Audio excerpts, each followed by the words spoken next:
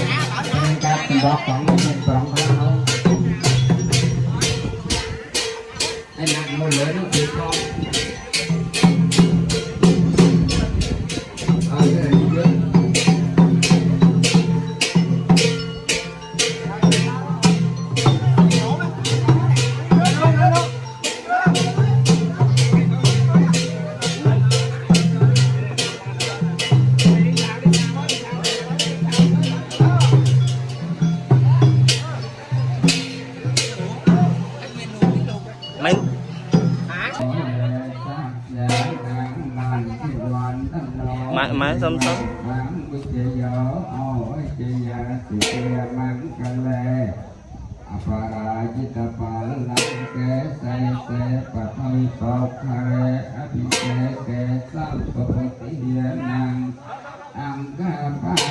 thôi mau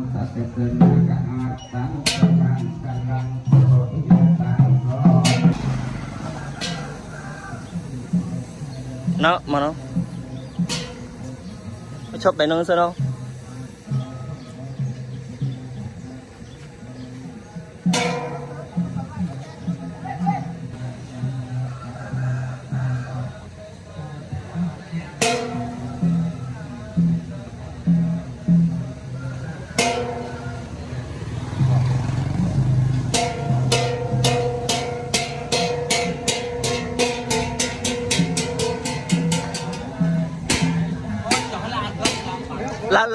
làm kia đó làm kia cho mùng tích á làm kia một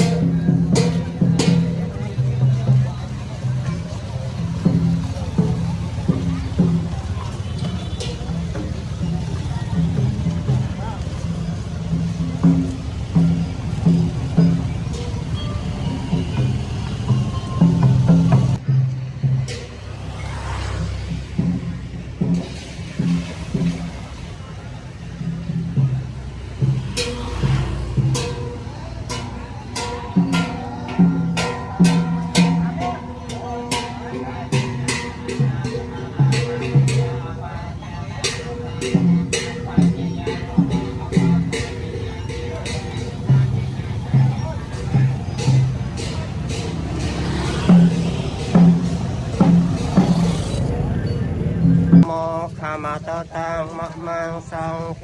โยคาเลโตโตโสสังโฆมะมัง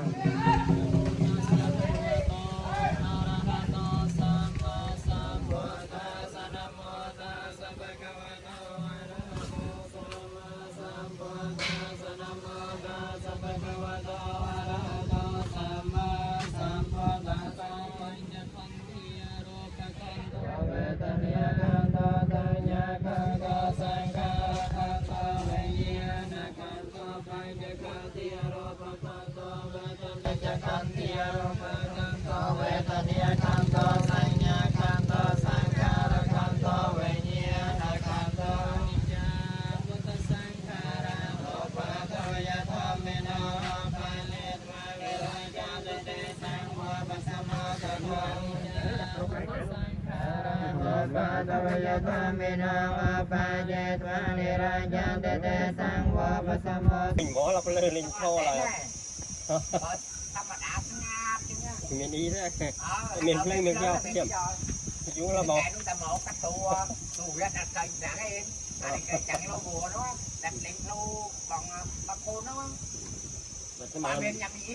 mình tên là bao nhiêu chạyไปđến tụi nó có tổng kinh tư luôn nhé đó mình lên mình giao chứ mình sắp Toàn ơi.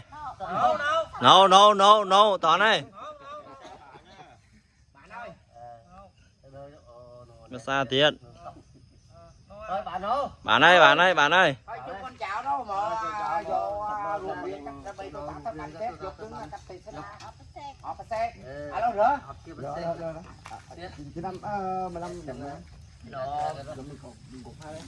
Cái chân nóng cái nào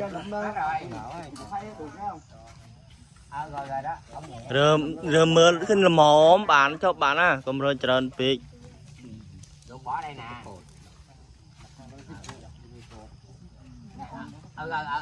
mấy tụi con thấy như chỉ có trên đó ní bây giờ nguội rồi cuối lộn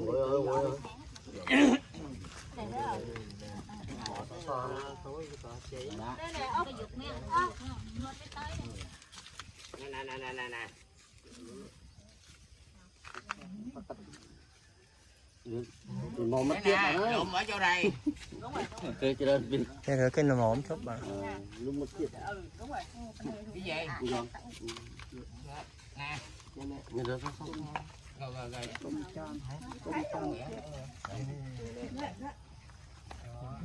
nè nè lụm ở chỗ đây con bó đá con bó đặt có bỏ đặt chỗ đây ngon không ngon ngon ngon ngon ngon được không đánh xe nó chỉ cả đó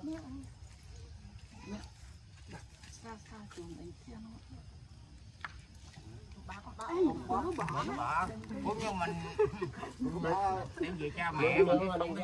thẻ không thẻ kêu 12 giờ đêm mà con không biết là làm được hả? vậy hả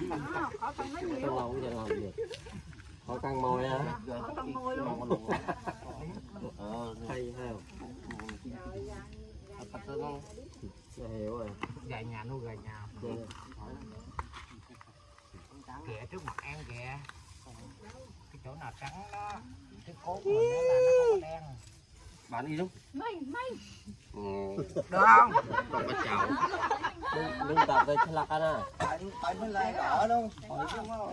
đừng luôn cậu ở bên lại là nung lọ tập chân lạc chỗ cái bệnh chỗ nó mình nhá chất miền núi mình như nào mà lạc con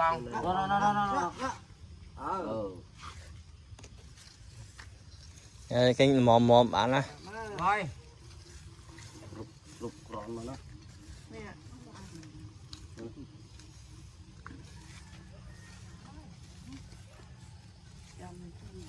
chà nóc nữa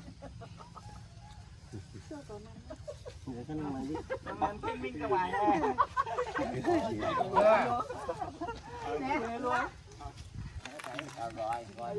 này bạn ăn bắt đang mồm ấy cho nên biết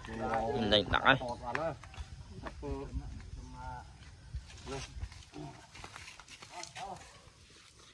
làm không?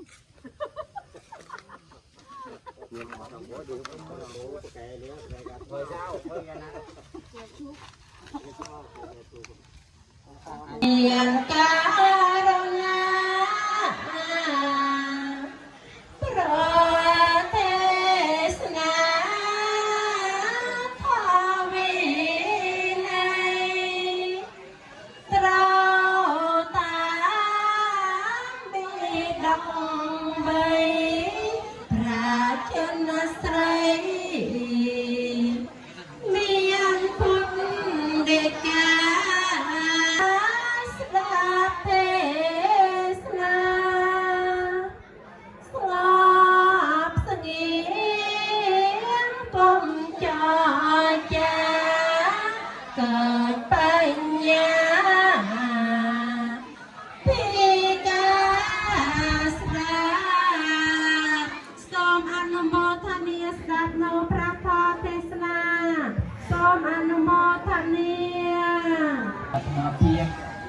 សូមឱកាសអង្គពិធីយើងដើម្បី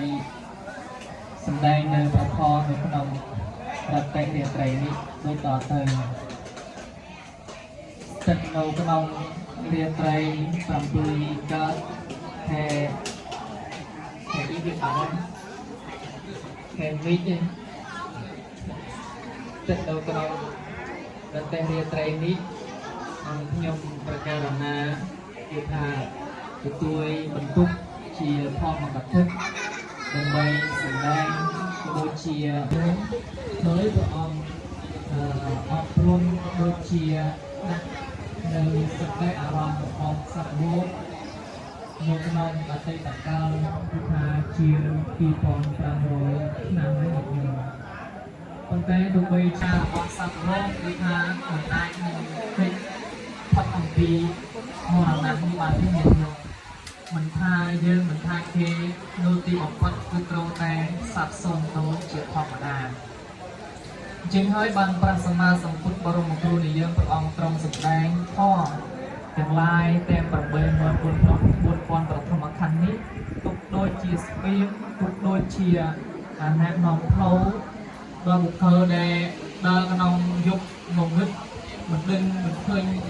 ដើរផ្លូវណាប្រធមរបស់ព្រះអង្គដូចជាចង្គៀងញាតិញោម คือมวยก็โดยเชียร์ពលប្រការណាមានឱកាសសម្ដែងនៅប្រធមទេសនានៅក្នុងឱកាសនេះសូមចម្រើនពរนะโมตัสสะภะคะวะโตอะระหะโตสัมมาสัมพุทธัสสะนะโมตัสสะภะคะวะโตอะระหะโตสัมมาสัมพุทธัสสะนะโมตัสสะภะคะวะโตอะระหะโตสัมมาสัมพุทธัสสะนะมัทโธรัตนะตยะสะวន្ទាមិអង្គខ្ញុំប្រកាសណាអាត្មាភាពសូមលំអត់លំអរកាយវាចាចិត្តផ្លាត់ថ្វាយបង្គំចំពោះប្រាក់គុណកែវទាំង3គឺគុណគឺព្រះពុទ្ធគុណគឺព្រះធម៌គុណគឺព្រះសង្ឃដោយសេចក្តីគោរពអំពីអង្គខ្ញុំប្រកាសណាដែលកើតឡើងហើយក្តីបំរុងនឹងកើតឡើងក្តីគឺសូមអោយវិញ្ញាណចាប់តាំងពីពេលនេះតរៀងទៅរតនន្តរង្គធម្មងទេសីសមិលំដាប់លំដោយក្រោយអំពីបទនមស្ការនេះទៅតម្រូវអង្គខ្ញុំប្រកាសណាអាត្មាភាពនឹងថ្លែងសម្ដែងនៅប្រធមទេសនាចែកជូនដល់ញាតិញោមពុទ្ធបរិស័ទហើយញាតិញោមដឹងស្រាប់ហើយថា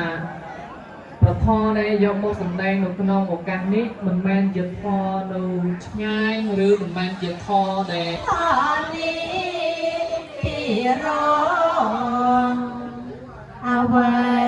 ម្លេះណាដែលប្រាករុណាទីថ្មីសង្ខេវ៉ាបានចង់ព្រៃយើងខ្ញុំប្រស្រីស្ដាយពេ